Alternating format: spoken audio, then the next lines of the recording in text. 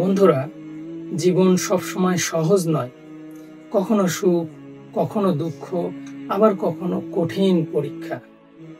এখন প্রশ্ন হলো, আমরা কি হাল ছেড়ে দিব নাকি লড়াই চালিয়ে যাব? ছোট্ট একটা গল্প বলি। এক বালক নদীর ধারে খেলতেছিল। খেলতে খেলতে হঠাৎ সে নদীতে পড়ে গেল। এক পর্যায়ে এত বেশি স্রোত ছিল নদীতে যে তাকে ভাসিয়ে নিয়ে যেতে লাগলো।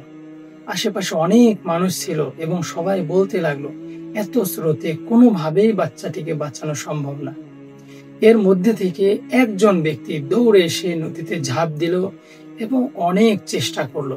এক পর্যায়ে নিজে জখম হলো, তারপরে বাচ্চাটিকে উদ্ধার করতে পারলো। তো তখন সবাই তাকে বলা বলি করতে লাগলো যে, তুমি কেন এত বড় রিস্ক নিলে, কেন এত বড় ঝুঁকি নিলে?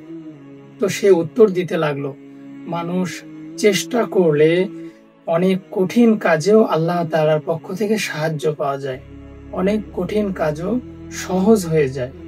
বন্ধুরা, আমাদের জীবনও ঠিক এই স্রোতের মতো। কখনো হতাশা স্রোত, কখনো অশান্তি স্রোত, কখনো দুশ্চিন্তার স্রোত।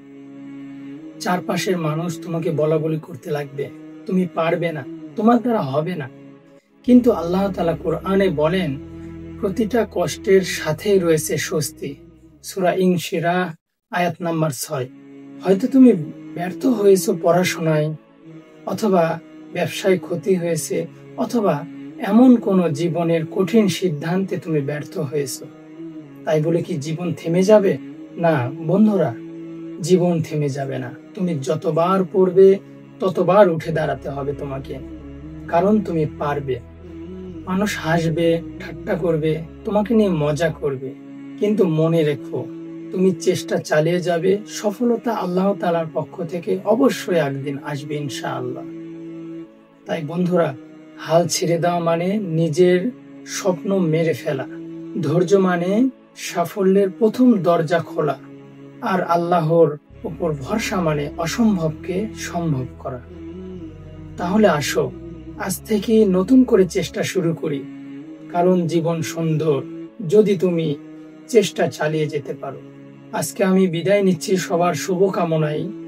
আবার কোনো এক পর্বে দেখা হবে ইনশাআল্লাহ। আসসালামু আলাইকুম ওয়া রাহমাতুল্লাহ।